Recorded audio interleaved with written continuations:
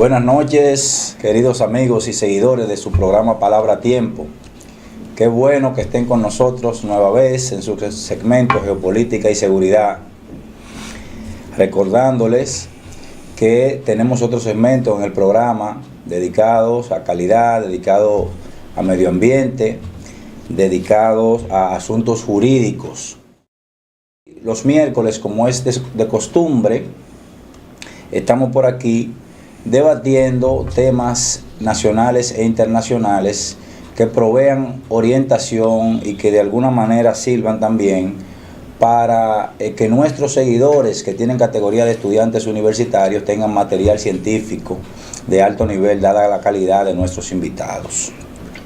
Antes de iniciar, quisiera mandarle un saludo a 3 seguidores que me han reclamado insistentemente que los saludemos por aquí porque siguen nuestro espacio. Liván Encarnación, un gran amigo, comerciante de materiales eléctricos, tiene muchos años en eso, trabaja con temas de alta tensión, media, baja tensión. Está Rafaelina Pérez, la jefa, como yo le digo, también experta. Le gustó mucho el programa que hicimos la semana pasada sobre gestión de riesgo y hablamos un poco de prevención de incendios y mitigación de emergencias y desastres. Me prometió que muy pronto estará por aquí compartiendo con ustedes, así también como el ingeniero José Aquino, mi compañero de maestría, una persona de mucha calidad humana y un profesional de mucha determinación. Bueno, dicho esto, ustedes saben que hace algún tiempo anuncié que íbamos a tener una serie de programas especiales con unos invitados de un gran nivel que manejan áreas específicas. Es lo que hemos denominado la serie de programas especiales Frontera, la piel del Estado. Y hoy vamos a comenzar con el primer capítulo de esos programas o de esas entregas especiales. Vamos a hablar de economía, pero no de economía en sentido amplio, en sentido general, sino de los impactos económicos de la vecindad con la República de Haití. ¿Qué positiva o qué negativa es? ¿Cómo nos beneficia o cómo nos puede afectar?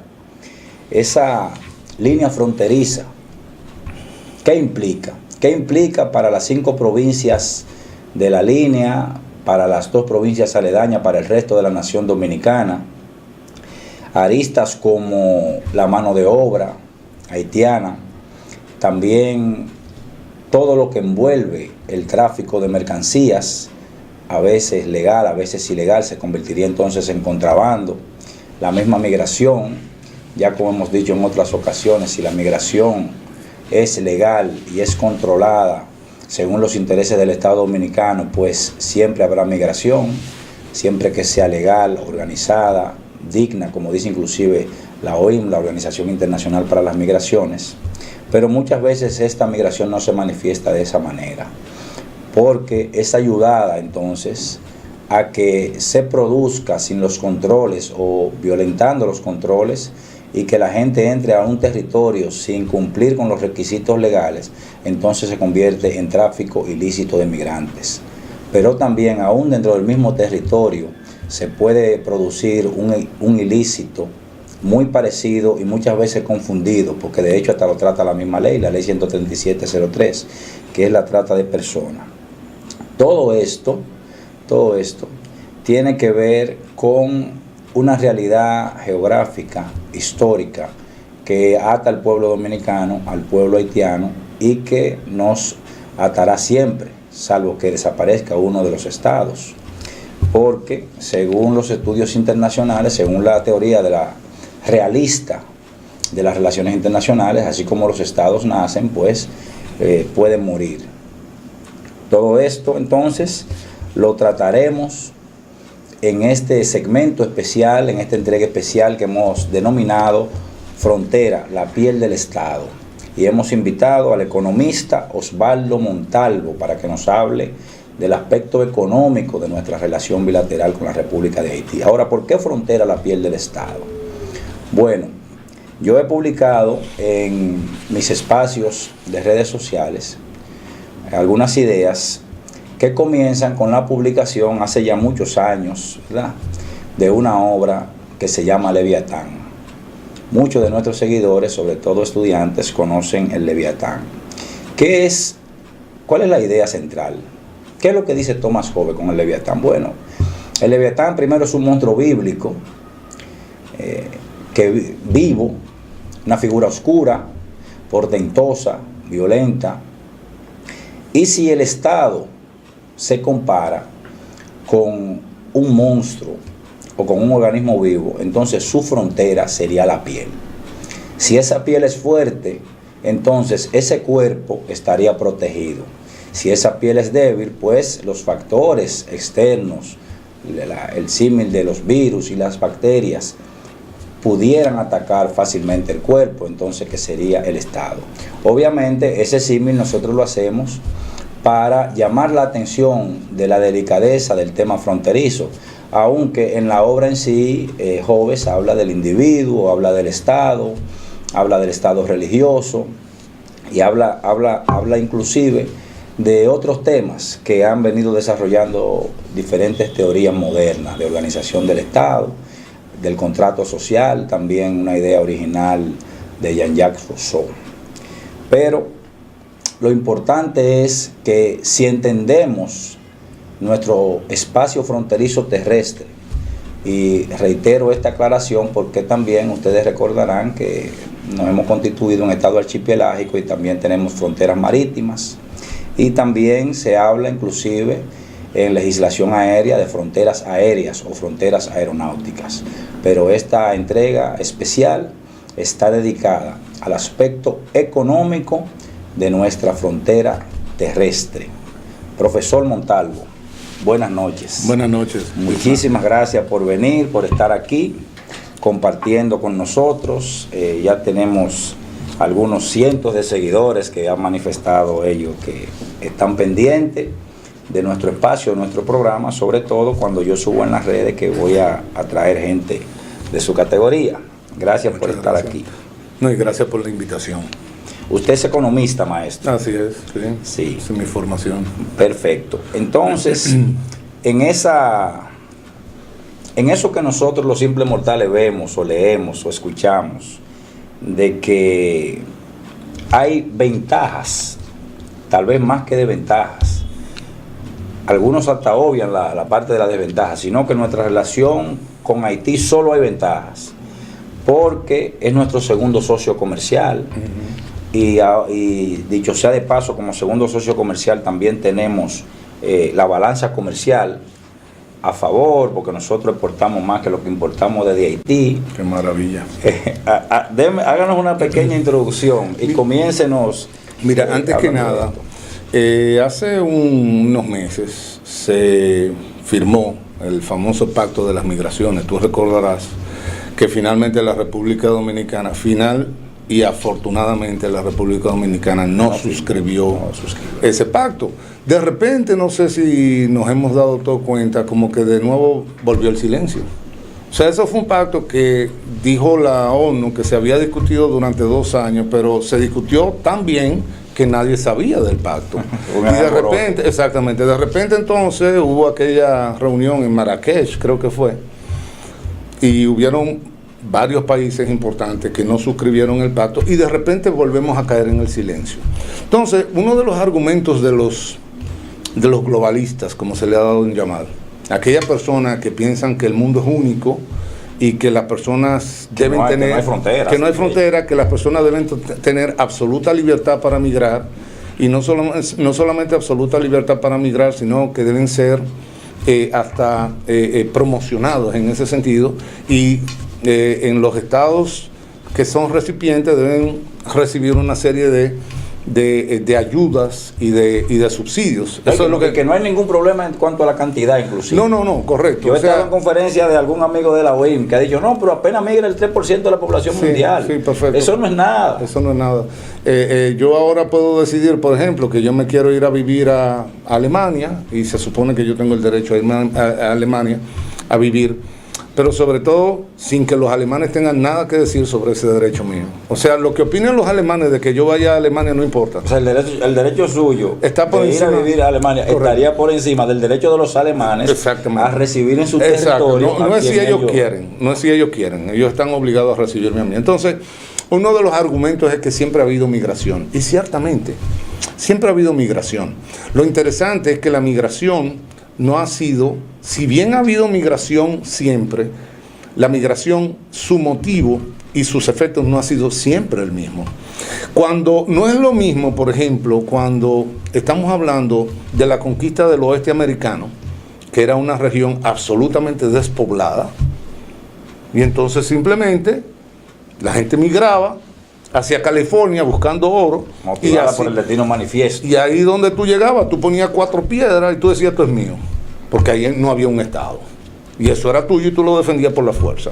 No es lo mismo en un siglo XIX, donde estamos hablando que había una carencia de mano de obra en los principales países del mundo, que en un siglo XXI, donde estamos hablando de la situación inversa, donde nosotros estamos hablando de... Porque hay carencia de empleo. Exactamente, que estamos hablando de falta de trabajo para las personas que pertenecen a ese Estado, sin embargo se le quiere meter una presión adicional con migración de fuera. Entonces, ¿qué pasa? Ha estado pobre, maestro. Incluso. También, no, porque hay otra cosa, Bismarck. Tú dices la piel del Estado, en la frontera, pero en todo país existen 2 tipos de espacios. Uno es el privado, y todos sabemos lo que es el espacio privado, ¿verdad? Tu casa es un espacio privado, la mía también. La casa de cualquiera de los que nos están viendo, eso es un espacio privado, y todos no tenemos que desarrollar la idea de un espacio privado. Y existe un espacio público. El espacio público es la vía pública, la calle o un parque. Tú vas a un parque y nadie te puede decir que no te sientes en el parque, porque eso es espacio público. Y en la vía pública tú también puedes transitar libremente. Solamente existen esos 2 espacios. Sin embargo, los mismos globalistas, cuando dicen que hay que tender puentes, nunca se refieren a su espacio privado. ¿A dónde llega la migración? ¿A qué espacio llega? ¿Al espacio privado de alguien? No, porque entonces ahí resulta que esa migración choca con la propiedad privada, sobre todo de muchos de aquellas personas que promueven ese tipo de movimiento poblacional, sino que es un poco tirarlo al espacio público, que es lo que ha sucedido incluso en la República Dominicana, donde se asientan los ilegales haitianos, fundamentalmente en los espacios públicos. Pero una persona, maestro, o una familia no puede residir, no puede vivir en un espacio público como tal. ¿Quién te dijo que no? Entonces, ¿quién te dijo que no deberían? No, espérate. Tú empezaste hablando de Hobbes y de Rousseau. Nosotros tenemos que hacer una diferencia elemental entre lo que es la letra de la ley y lo que es la práctica de la ley. La letra de la ley dice que nadie se puede pasar un semáforo en rojo. Esa es la letra. ¿Cuál es la práctica? Eso depende. Incluso los mismos juristas han establecido que no hay nada peor que una ley que no se puede hacer cumplir. La ley que no se puede hacer cumplir, lo mejor es quitarla. Peligroso. ¿Por qué? Porque entonces te crea esa indefinición que todos conocemos muy bien en nuestro país, que la ley depende. Entonces, ¿cómo puede ser una ley que es de aplicación, que su vocación es de aplicación general? Depende, porque si yo tengo un carro con placa oficial, el semáforo no está en rojo para mí. Si yo tengo un carro suficientemente lujoso, o yo soy suficientemente adinerado, para mí no hay luces rojas. Y mire que yo luces rojas, si yo soy una voladora, un chofer de voladora, o soy un delivery, tampoco hay luz roja, porque... pero para el resto de la ciudadanía, ahí sí hay. Y entonces lo mejor del caso es que te para un AMET y te da un discurso sobre la ley. ¿Cuál de las 2 leyes? Porque al mismo AMET tú le dices, pero mira uno pasándose en rojo. Sí, pero eso es diferente. Entonces, pero volviendo atrás, incluso uno de estos globalistas en una ocasión decía, con justa razón, que la mayor parte de los premios Nobel de los Estados Unidos son personas de origen extranjero. Inmigrantes. Pero ¿qué sucede? Que la política migratoria de los Estados Unidos no es la política migratoria que los Estados Unidos impulsan en la República Dominicana. Porque una cosa es cuando es para mí, otra cosa es cuando es para los demás. Entonces, ¿cuál es la política migratoria? Ciertamente, de aceptar migración en las áreas que son necesarias. Estados Unidos nunca se ha negado a recibir a los grandes científicos, incluso del Tercer Reich. ¿Por qué? Porque es personas que aportan a ese país. La NASA la funda un nazi. Perfectamente. Ernest von Braun. Exactamente. El técnico de cohetes de Hitler funda la Agencia Espacial y una de las instituciones más avanzadas del mundo. Perfectamente. Cuando hay cantidad de dominicanos eminentes que deberían estar en la República Dominicana, que están en los Estados Unidos. Y Estados Unidos no tiene problema con eso. Con eso. Tiene problema con el individuo que va a ese país y no representa no representa progreso, no representa productividad, no representa innovación y muy probablemente se constituya en una carga pública. Fíjate que, por ejemplo, y eso lo sabe cualquier persona que haya aplicado para una visa de residencia a los Estados Unidos, el Estado americano, no el gobierno, el Estado americano les exige, primero, que no sean portadores de enfermedades infectocontagiosas. Sin embargo, nadie se ha pronunciado y dicho, no, pero eso viola un derecho humano. No, si usted es portador de una enfermedad infectocontagiosa, usted no puede ir a los Estados Unidos. Que no tenga antecedentes criminales. Dice, bueno, pero ¿y por qué nosotros vamos a discriminar a las personas que han sido criminales? Bueno, el Estado americano te dice que tú no puedes aplicar para una visa de residencia. Y lo otro es que tú no te constituyes una carga para el Estado americano. Esas son las condiciones. Es decir, hay una política migratoria. ¿Cuál es la política migratoria de la República Dominicana? Bueno, la ley dice que la inmigración, y ahí vamos, ahí lo voy a seguir a usted, lo que está escrito y lo que se cumple. Ley dice, nuestra ley 285-04, General de Migración, dice que la inmigración al territorio de la República Dominicana se va a regular de acuerdo a los intereses nacionales. Okay. O sea, lo que necesitemos. Ok, entonces, ¿cuáles son los intereses nacionales? Porque también, cuando hablamos de intereses nacionales, aparentemente estamos de acuerdo, pero los intereses nacionales pueden ser los intereses de las corporaciones que hay en el país, puede ser los intereses del partido en el poder, puede ser los intereses del andamiaje político del país, o sea, del sistema político. Los principales deberían ser soberanía nacional, integridad territorial, independencia política. O sea, ahí no es lo mismo, Bismarck. De hecho, conversamos sobre la diferencia que hay sobre el costo total de la mano de obra y lo que es el costo directo o el salario. Eso a mí me ha tocado explicarlo en más de un lugar y he escrito varios artículos sobre el tema. ¿Qué sucede? Ahí lo conocí yo en una ponencia y me llamó poderosamente la atención ese análisis. ¿Qué sucede? El costo directo de la mano de obra, y no solamente el de la mano de obra haitiana, sino el de cualquier mano de obra, es lo que su empleador le paga, el salario directo. Costo directo. Exactamente. Yo contrato un empleado, lo que ese empleado me cuesta. Tú le tienes que pagar. ¿Sí?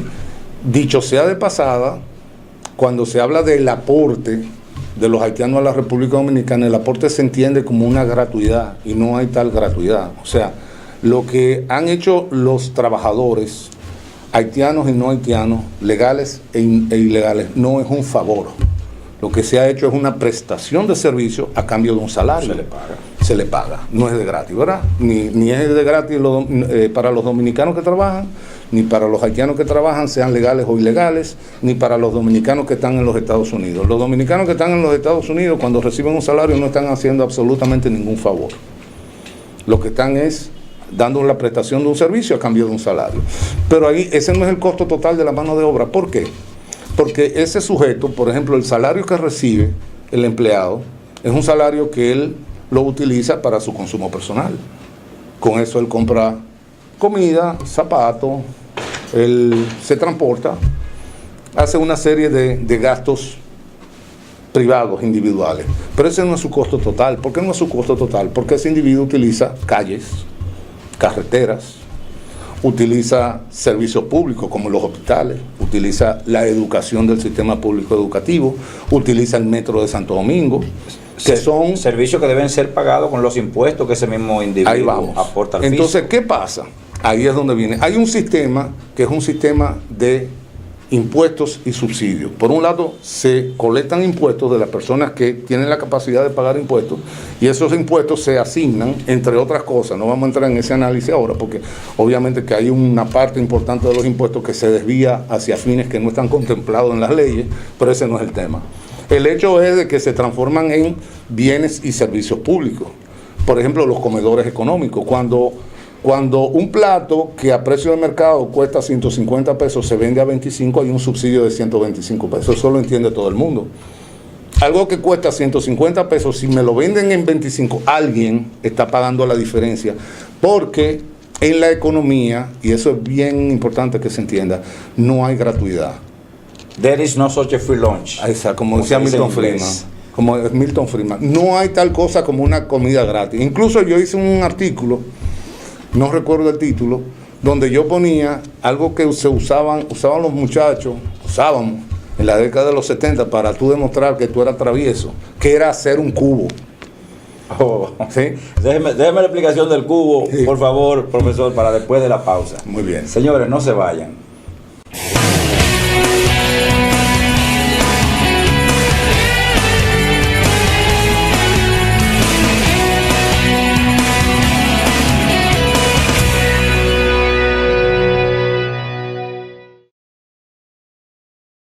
¿Te ha pasado que luego de todo un día de trabajo vas a un banco, pero cuando llegas ya han cerrado?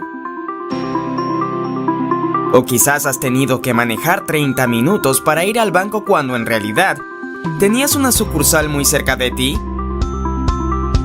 Ya no más. En bancos.do puedes encontrar todas las sucursales de todos los bancos en República Dominicana. Encontrarás sus horarios, teléfonos, correos y hasta un mapa de su ubicación exacta.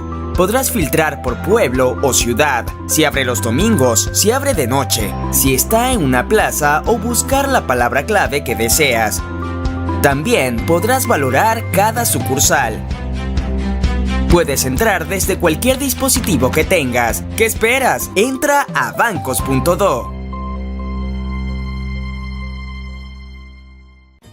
Higüey Travel te lleva a conocer Israel, Palestina, Jordania y Egipto. 14 días de aventura, todo incluido. Nuestra excursión incluye boletos aéreos, traslados, alojamiento y visitas según itinerario, alimentación completa, tarjetas de asistencia en caso de accidente, guía de habla hispana, impuestos incluidos, tour en autobús de lujo con Wi-Fi. Visitaremos las espectaculares pirámides de Giza en Egipto, la monumental ciudad de Petra en Jordania, la iglesia de la Natividad donde nació nuestro Señor Jesús en Belén, Palestina, así como la ciudad santa de Jerusalén en Israel. Viajamos del 24 de junio al 5 de julio, desde $4,995 por persona. Deja tu viaje en manos de expertos. Llama al 829-853-4440 y 829-645-7755 o escríbenos a higüeytravelsa@hotmail.com.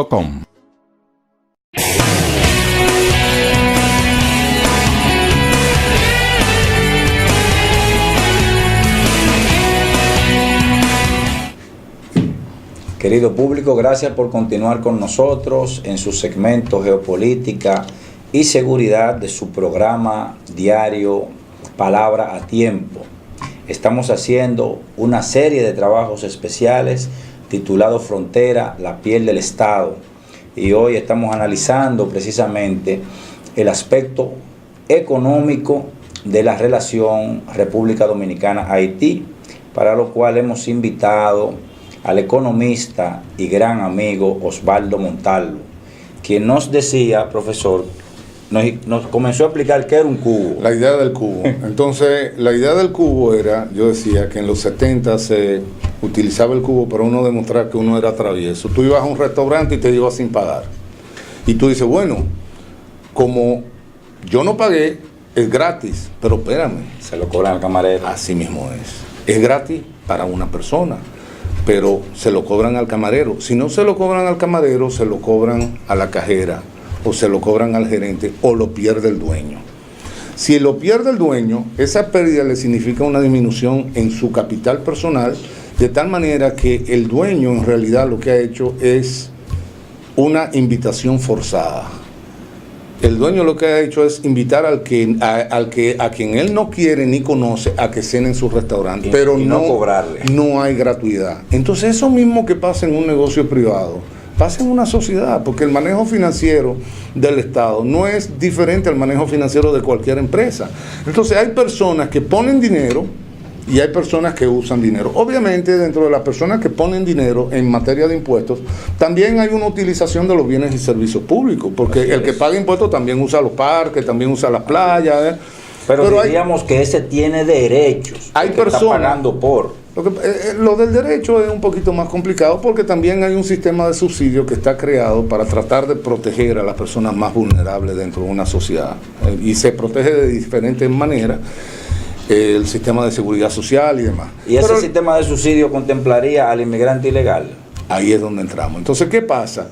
Si nosotros tenemos muchas personas con mucho dinero pagando impuestos para mantener pocos pobres, pues estamos en una sociedad bastante rica que tiene capacidad de subsidiar a sus personas más débiles y desprotegidas, los viejitos, las personas enfermas. Por ejemplo, todas las sociedades tienen sus dementes. Personas enfermas que no tienen capacidad de trabajar. Eso sería o envejecientes que... Justicia social. Correctamente. Correctamente. Entonces, para eso se necesita dinero porque en economía las cosas no se resuelven con buenas intenciones. Se resuelven con dinero. Con recursos, hay que pagarlo, ¿no? Entonces, pero si nosotros tenemos pocos ricos que pagan pocos impuestos y tenemos muchos pobres, entonces ya ahí se entiende que el problema va a ser más grande, porque es una familia donde hay uno solo que trabaja y trabaja mal y tiene que sostener a 12 dependientes. Se complica la cosa. Se complica sobremanera. Entonces, ¿qué pasa? Que eso es lo que está sucediendo. Y hay un agravante además, Bismarck. Yo publiqué un artículo también que se llama Las bandas del ingreso. Las personas que tienen activos productivos en condiciones de monopolio, tú sabes que esta es una economía muy concentrada. Los propietarios del capital en la República Dominicana tienen lo que yo he llamado inmunidad fiscal. ¿Qué significa inmunidad fiscal? Que aunque le aumenten los impuestos, ellos siempre tienen la posibilidad de transferirlo a precio. ¿Verdad? Eso se entiende.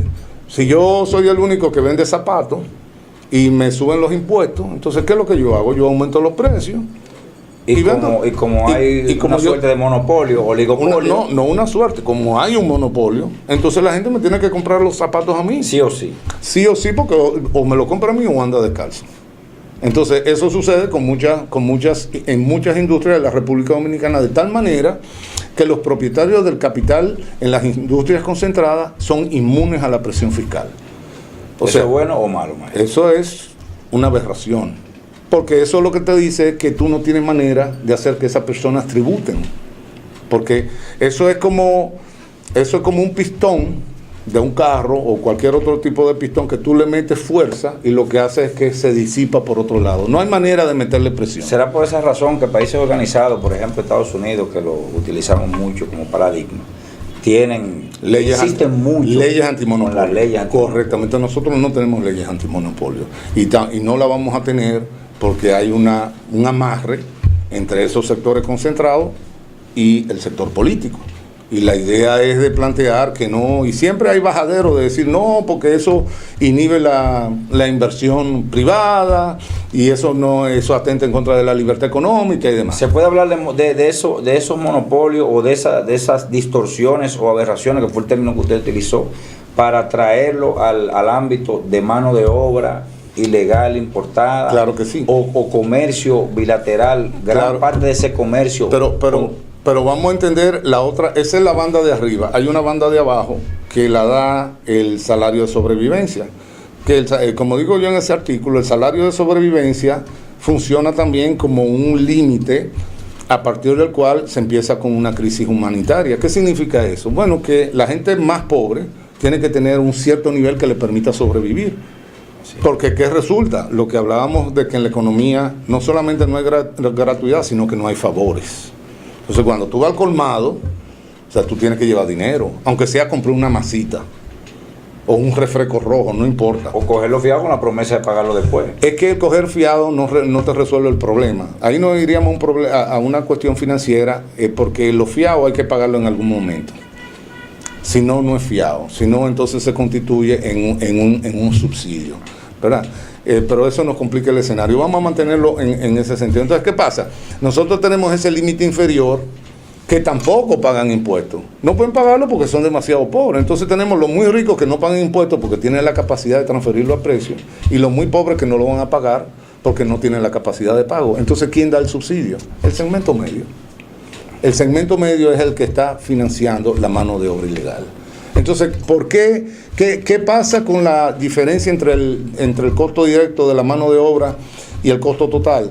Fácil, el empleador directo consigue una mano de obra más barata que la nacional por la misma condición de precariedad en que vienen los ilegales. Los ilegales están en disposición de aceptar un salario menor porque su costo histórico es menor. Es decir, por ejemplo, un haitiano te duerme en la obra, en una obra de construcción.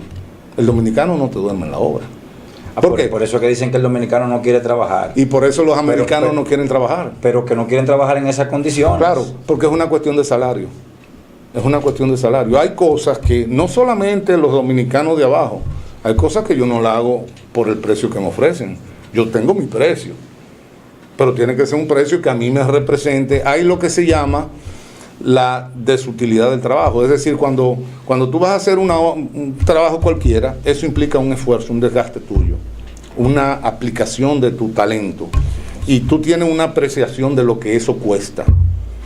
Si me ofrecen por debajo de eso, tú vas a ir donde un médico especialista, un cardiólogo eminente, que cobra 10,000 pesos la consulta de 45 minutos, y tú dices, no, yo no la pago, y él te dice, bueno, es que yo menos no acepto.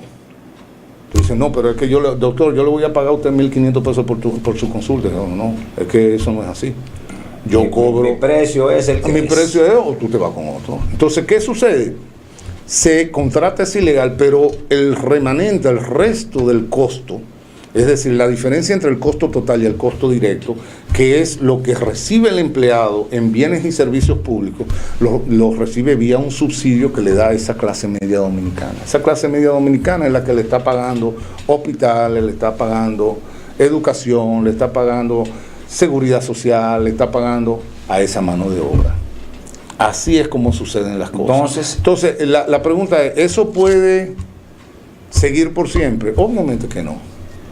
Obviamente que no, porque en economía también lo que no se puede monetizar, es decir, lo que no se puede financiar, se constituye en desutilidad. ¿Qué eso significa? Que si la sociedad, nosotros como sociedad, no tenemos la capacidad de asimilar en una vida social normal a la migración ilegal, ¿qué es lo que hacemos? Que le pelemos a la calle. ¿Por qué? Porque nosotros en nuestra organización socioeconómica no tenemos hoteles para los haitianos ilegales, ni tenemos albergues, ni nosotros tenemos manera de crearle comedores económicos especializados. Entonces, ¿qué es lo que hace? Se van a la indigencia. ¿Dónde vemos esa indigencia? Al espacio público. Entonces, ese espacio público, esa vida social en un espacio público, se constituye en lo que yo llamo el costo de remediación. ¿Qué significa el costo de remediación? Siempre pongo el ejemplo del Parque Mirador Sur, para que todo el mundo tenga una figura gráfica. Si nosotros permitimos que en el Parque Mirador Sur se instalen familias de migrantes ilegales, nosotros perdemos el parque, ya deja de ser parque. La vocación de ese bien público es que tú puedas caminar, de que tú puedas hacer un picnic, de que tú puedas jugar, montar bicicleta. O sea, un parque se hace para ello. Un instrumento musical. Sí, no, porque también dentro de los globalistas, que hay algunos izquierdosos, también ellos como que plantean que la recreación es una forma de pecado. Porque uno debe, si uno es solidario, uno debe vivir tan mal como el peor. Y la aspiración de la gente debe ser vivir tan mal como el peor, porque eso te abre la puerta del cielo. Eso debe ser una aspiración, según. Exactamente. Entonces, cuando tú dices, no, nosotros necesitamos áreas verdes, como que te dicen, no, pero las áreas verdes no son necesarias. Pero nosotros necesitamos disminuir la densidad poblacional en la ciudad de Santo Domingo, porque ya no estamos caminando uno encima de otro. Nada más hay que ver el tráfico. No, eso es calor humano. ¿Me entiendes? Entonces te plantean como el hecho de tú tener un parque y mantener ese parque como parque, eso te lo plantea como que tú eres un individuo de ideas conservadoras, derechistas y fascistas, porque tú lo que debes aspirar es vivir como el que está peor dentro de la sociedad. Sin embargo, ¿qué pasa? Pero la idea de desarrollo plantea todo lo contrario. Bueno, porque cuando se habla de países en vías de desarrollo, lo que quiere decir es que algún día nosotros seremos o queremos ser. Bueno, eso es un eufemismo. Como eso, porque también todos estos organismos internacionales, que por cierto ellos pagan muy bien, o sea, a su personal le pagan muy bien para que digan muchos disparates, confundan a la gente. Entonces sería difícil que la ONU, por ejemplo, cambiara eso de países en vías de desarrollo y propusiera algo como países definitivamente subdesarrollados o países subdesarrollados sin ninguna esperanza. Eso es como condenatorio. Entonces, no, pero eso no soy yo, hay que preguntárselo a ellos. Realmente cuando ustedes están diciendo países en vías de desarrollo, es más, es porque ustedes lo están ayudando. Yo le hago un reto. ¿Cuándo es que ustedes plantean que le vamos a quitar lo de en vías de y lo vamos a constituir en desarrollado? Para que entonces el trabajo de los organismos internacionales tenga sentido. Me imagino que cuando esas variables macro y microeconómicas lo permitan. Bueno, Bismarck, lo que pasa es que hay tantos organismos internacionales que manejan tanto dinero y gente tan inteligente que uno lo que quiere es resultados. Y todo lo que hemos tenido en los últimos 50 años son cuentos. Entonces, realmente si hay una agenda de cooperación, sobre todo hablando de Haití, se quieren resultados. Exactamente. Sobre todo hablando de Haití. Entonces, sí, hay muy pocos resultados que exhibir. Ninguno. Ya en el 50, estos organismos promovían la emigración de familias completas desde Haití para otro punto del Caribe menos poblado. Entonces, siempre yo pongo como ejemplo. Entonces no hay tanta ventaja con relación a la mano de obra. Yo pongo como ejemplo esa gente que siempre le da, tú estás en una reunión cualquiera y ellos ofrecen bola, pero una bola para que sea tú el que lo lleve. ¿Por qué tú te ríes? Porque no es una bola, maestro. Entonces. No, ellos ofrecen una bola. No, Bismarck te lleva, pero por lo menos pregúntame. No, Bismarck lo paga. Sí. Entonces ellos son solidarios, pero con los cuartos de otros. Ellos quieren solidaridad y siempre te hablan de una solidaridad y del altruismo y del derecho que debe tener todo el mundo, pero que lo pague otro. Ellos no tienen ninguna obligación. Maestro, yo leyéndolo a usted y siguiéndolo desde hace algún tiempo, cuando usted presentó inclusive la obra para mí extraordinaria del maestro Manuel Núñez, que ojalá algún día tengamos el honor de tenerlo por aquí, le voy a mandar el programa, sí, a ver si se motiva.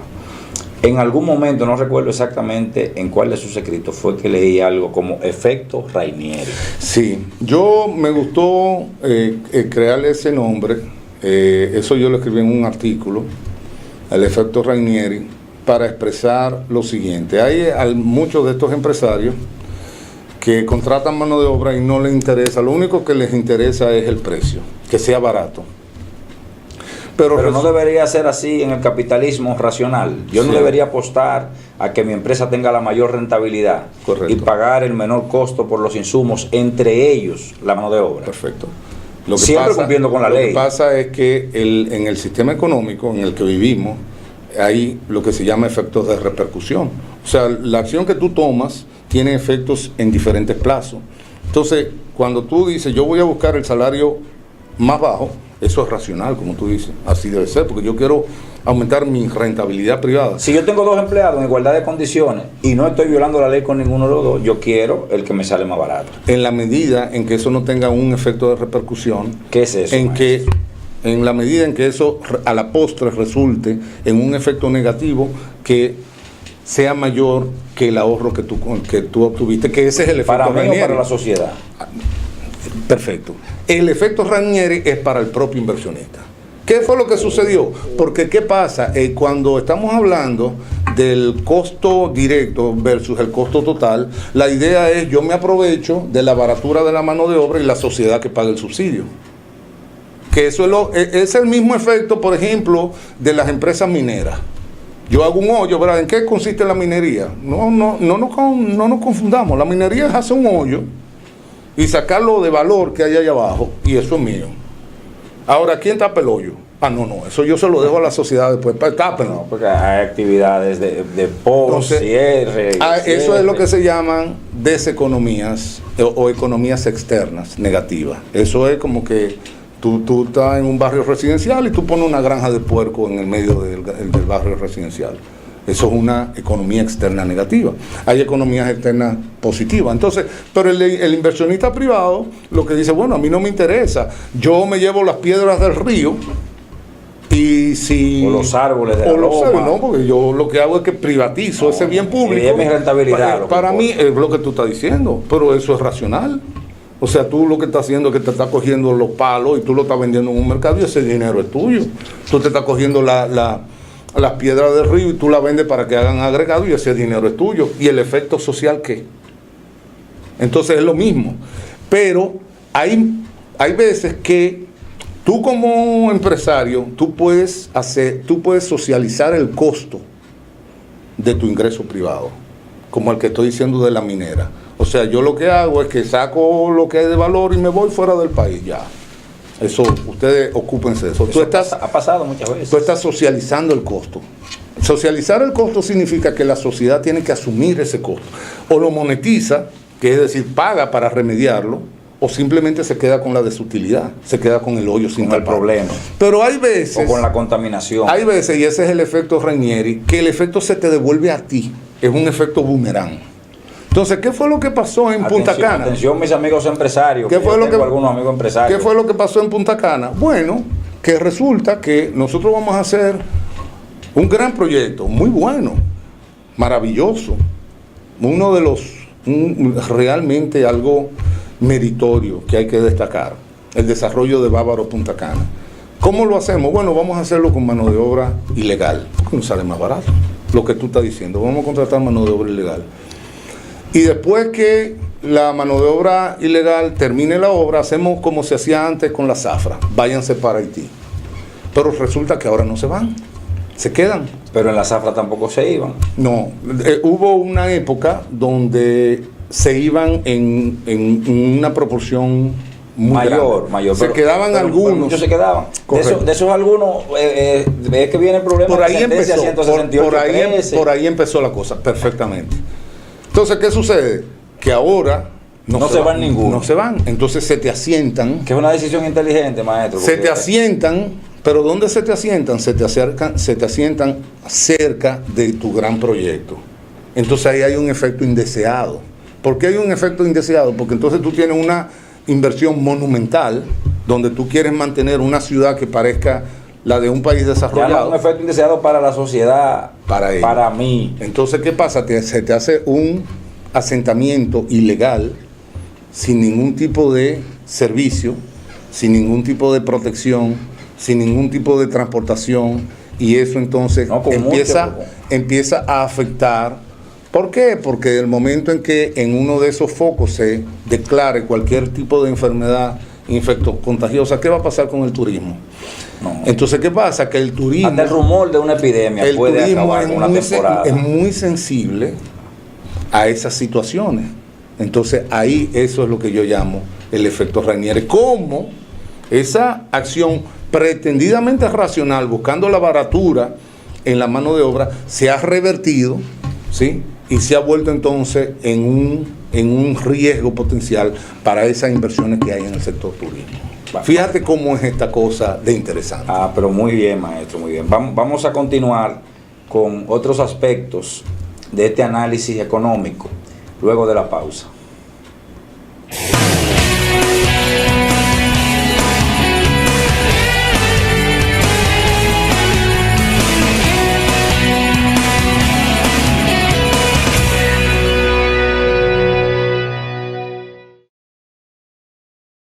¿Te ha pasado que luego de todo un día de trabajo vas a un banco, pero cuando llegas ya han cerrado?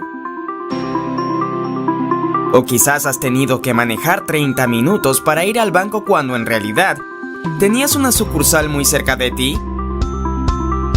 Ya no más. En bancos.do puedes encontrar todas las sucursales de todos los bancos en República Dominicana. Encontrarás sus horarios, teléfonos, correos y hasta un mapa de su ubicación exacta. Podrás filtrar por pueblo o ciudad, si abre los domingos, si abre de noche, si está en una plaza o buscar la palabra clave que deseas. También podrás valorar cada sucursal.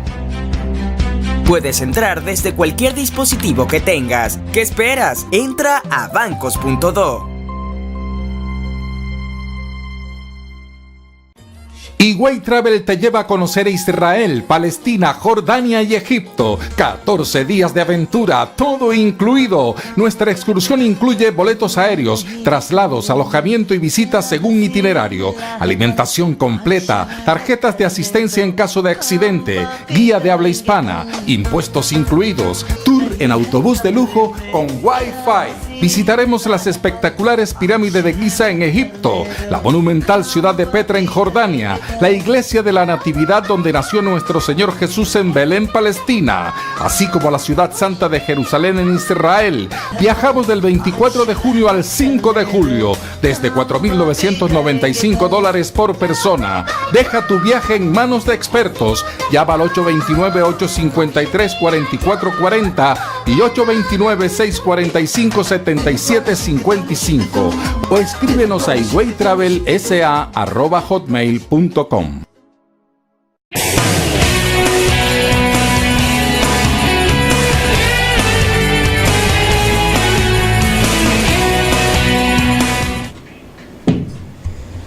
Amados televidentes y seguidores, continuamos con su programa Palabra a Tiempo, su segmento acostumbrado de los miércoles, Geopolítica y Seguridad. Hoy con una entrega de oro, una entrega especial, con un invitado fenomenal, el economista Osvaldo Montalvo, y estamos analizando los impactos económicos de nuestra relación con Haití. En esta serie de trabajos que hemos llamado Frontera, la piel del Estado, en la misma medida en que la frontera, según nuestra teoría, en que la frontera está sana, en que la frontera sirve para detener cualquier situación que pueda afectar la salud del Estado dominicano, el bienestar general del pueblo dominicano, entonces en esa misma medida podemos sustentar esa teoría de la frontera como límite primario o límite último del Estado nacional. Maestro, dentro de toda esta dinámica de que ya por su análisis científico, claro, hemos visto que no hay tantas ventajas, y si las hay, entonces habría que analizar los otros aspectos de ese tema de mano de obra ilegal, el subsidio, la ocupación de espacios públicos, ese efecto que usted ya le puso un apellido, de que tal vez yo como empresario, buscando la mayor rentabilidad, en un momento dado, en el momento del boom del proyecto, no veo lo que puede venir. Perfecto. No veo lo que puede venir. Así mismo es. Y cuando preparábamos el programa, usted me decía que es necesario que creemos más ciudadanos con una capacidad crítica, analítica, y yo diría inclusive que prospectiva, porque mucha gente aquí nos está preguntando qué va a pasar con algunas variables dentro de 10, 15 o 20 años. Perfecto. Si sigue la tendencia. Perfecto. Si sigue la tendencia. Entonces, ¿cuál es el punto? Algunas personas no se dan cuenta. Yo siempre he dicho que es un problema de burguesía, en el buen sentido, porque acuérdate que también ha habido una dominancia por parte de las izquierdas de los conceptos y de todas las categorías que se utilizan en ciencias sociales, y cuando hablamos de burguesía estamos hablando como de algo malo, pero no nos vamos a meter ahí. ¿Qué pasa? Que la burguesía dominicana no es nacionalista ni nacional. Entonces el país se constituye como en una especie de empresa, de rancho.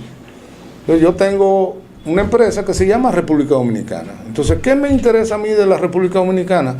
La posibilidad de sacar rentabilidad. Eso suena como un trujillismo. ¿Qué pasa con los dominicanos? Bueno, eso es de segundo nivel de importancia. Eso no interesa. O sea, yo lo que estoy buscando es crear una factoría donde haya mano de obra barata, donde haya mano de obra que pueda trabajar en los hoteles o que pueda trabajar en la zona franca. Pero si hay la posibilidad de un país, de algo más allá de una factoría, pues eso no tiene mucha importancia, porque aquí de lo que se trata es simplemente de producir independientemente del costo. Entonces, ¿qué pasa? Si no hay una sociedad, porque hay otro elemento, Bismarck, en la medida en que se sustituye la mano de obra dominicana por la haitiana, ¿sí? ¿Cómo es posible eso? Porque el dominicano tiene que vivir de algo. Entonces, eso es un proceso que yo he denominado una forma de prostitución o de perversión. El nombre no interesa, pero como que si hay un desplazamiento, es correcto. De entonces el punto es que del dominicano que tiene el derecho en primera instancia a trabajar en su país. Perfectamente, porque ese otro principio es el principio que yo he llamado del hijo idiota. Tú dices, ¿cómo así del hijo idiota? Bueno, si yo tengo una empresa y yo tengo un hijo que es idiota, o sea, yo quiero que mi hijo trabaje en mi empresa. Y me dicen, no, pero es que es idiota. Sí, pero es mi hijo. ¿Y por qué tú te ríes? Entonces, es interesante yo le voy a buscar la vuelta a lo idiota. A lo mejor no puede hacer grandes cosas dentro de la empresa, pero es mi hijo. Entonces, ¿cuál es el punto? Ah, bueno, los dominicanos son vagos. Sí, pero son dominicanos. Ah, pero el dominicano lo que le gusta es beber romo. Sí, pero es dominicano. Entonces, de algo te debe servir a ti estar en tu propio país donde tú naciste. Entonces, estos globalistas siempre dicen, no, entre todo el mundo de fuera. Lo que nunca han dicho es para dónde se van los dominicanos. O sea, ¿qué van a hacer los dominicanos? ¿Qué va a hacer la masa poblacional dominicana? Para lograr un salario, ¿van a vender droga, microtráfico, van a arrancar celulares? Vamos a hablar las cosas como son, porque muchas veces estos pseudointelectuales quieren venir con categoría, ¿qué es lo que van a hacer en concreto? Porque además, después que tú prostituyes una mano de obra, y eso ha sucedido en países enteros, es muy difícil dar vuelta atrás. Tú tienes que cortar generacionalmente para tú empezar con una generación nueva de ciudadanos. Porque ya hay... Eso ha sucedido, Bismarck, hasta en los Estados Unidos, cuando tú tienes un barrio marginal y un tipo en una esquina se mete $1,000 vendiendo crack en una esquina, y su referente ir a lavar plato en un McDonald's, que él se va a ganar $30 en el día. ¿Qué es lo que él va a hacer? No, lo que más le renta. Eso es así. Usted, de un economista escuché, eso es así. Y también le gusta mucho a un compañero mío el término o el concepto homus economicus. Sí. El hombre va a ir a la actividad que le sea más rentable. Entonces, ¿qué pasa? Si nosotros nos hacemos todos narcotraficantes, porque da dinero, nadie está diciendo que no da dinero. O sea, la cocaína, el tráfico de cocaína es una de las actividades más rentables. 25,000 sometimientos al año. Entonces, el problema es, nos vamos a meter todo a vender cocaína. Entonces, si nos metimos todo a vender cocaína, ¿quién va a sembrar arroz?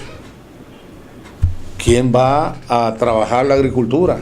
¿Quiénes van a ser los mecánicos? Porque lo que deja es la cocaína. Entonces, si nos vamos única y exclusivamente por la rentabilidad, porque tú dijiste, no, los empresarios lo que buscan es mano de obra barata. No solamente los empresarios, los trabajadores buscan salario alto. Entonces tú no le puedes decir que no. Ah, tú estás vendiendo cocaína. Sí, porque eso me da más dinero que yo meterme de mecánico. Él está actuando racional, el homo economicus, él está racional. Entonces se supone que hay un Estado que está por encima de los intereses privados, personales. Pero allá hay una contradicción, porque ese mismo Estado está formado por intereses privados. No, y por eso tiene que fortalecer la libre empresa. Por eso ese Estado se ladea, se va de lado. Tiene que buscar un equilibrio. Renquea, ¿sí? Y en un momento determinado, en vez de tener un proyecto de país, un país es una empresa, no solamente una empresa en operación, sino que tiene una empresa con aspiración de eternidad. Es decir, este país... Nosotros deberíamos tener una aspiración de eternidad. Es decir, lo que se trata es de que los hijos míos puedan vivir aquí, mis nietos puedan vivir aquí, mis bisnietos, pero nosotros no lo estamos haciendo así. Nosotros estamos aquí manejándonos para provocar una encerrona, para provocar una enorme crisis a la que nosotros no le vamos a tener respuesta. Esa es la realidad. Y eso puede provocar, entre otras cosas, una guerra. Un conflicto. Pero claro que sí. Así es. Un Kosovo en el Caribe, que hay un artículo por ahí interesante también. Perfecto. Podría ser. O una suerte de Ruanda. ¿Por qué no? Porque lo que se va en un momento determinado, por lo que se va a pelear, es por la sobrevivencia.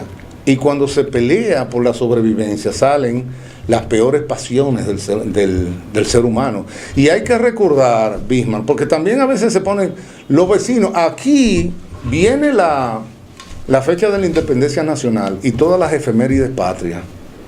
Y se nos olvida que nosotros nos independizamos de Haití. O sea, nosotros no nos independizamos de Argentina.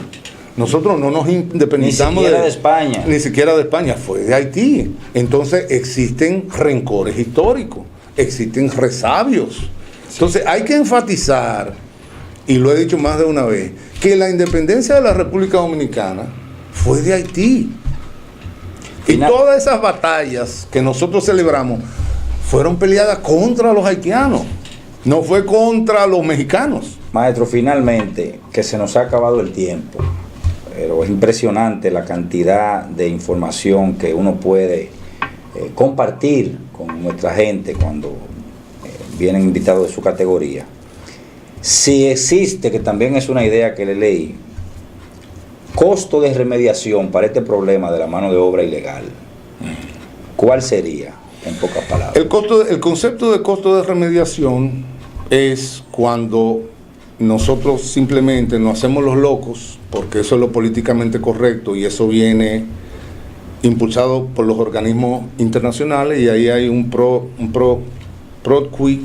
Bueno, no me... ¿Qué pro quo? Correctamente. La idea es, yo te doy, tú me das. Entonces, ¿qué yo te doy? Yo me hago el loco con la materia Odebrecht, impunidad, corrupción. ¿Y qué a cambio? Bueno, aflójame la política migratoria.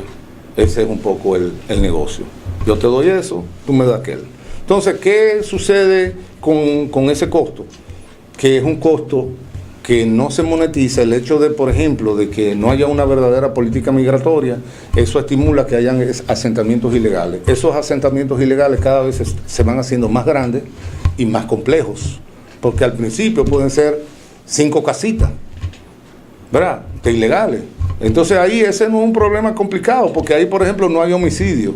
Pero cuando tú tienes un barrio de 50,000 personas, ya ahí hay homicidio, ahí hay problemas sanitarios, ahí hay problemas de insalubridad, ahí hay problemas de todo tipo.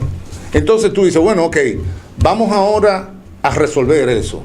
Pero no es lo mismo resolver cuando son 5 casitas que cuando tenemos un barrio. No es lo mismo cuando 5 casitas que cuando el barrio, cuando tenemos un pueblo, cuando tenemos una ciudad, cuando tenemos Verón Punta Cana. ¿Cómo nosotros resolvemos, cómo nosotros nacionalizamos Verón Punta Cana? Probablemente no haya una solución a la mano. Entonces ese costo de remediación, ese costo de recuperar lo que nosotros teníamos en materia ecológica, en materia de recursos naturales, en materia de carbón, de bosques, no se nos olvide, y te lo decía antes, que Haití cocina con carbón y Haití no produce carbón. Que sale de aquí. Entonces no hay que ser un genio para uno darse cuenta de dónde sale, porque ellos nadie ha visto un barco con carbón vegetal que llegue a Haití. Entonces sale de los árboles dominicanos. Maestro, tal vez la solución comience o empiece por un cambio de conducta o por un cambio de mirada. Yo recuerdo haber ido no hace mucho a una conferencia ofrecida por nuestro querido militar ya en honrosa condición de retiro, el almirante Cifrido Párez Pérez, donde él decía que hemos vivido muchos años de espalda a la frontera y hay que mirar a la frontera. Estos programas, esta serie que estamos desarrollando, tienen ese objetivo, que nuestros televidentes, nuestros seguidores comiencen a interesarse por su espacio fronterizo, comiencen a mirar a la frontera y miren al futuro. La frontera puede ser tanto un espacio de oportunidades como un espacio de crisis y conflicto. Correcto. Señores, gracias a Dios, gracias a ustedes y gracias al maestro Montalvo. Buenas noches.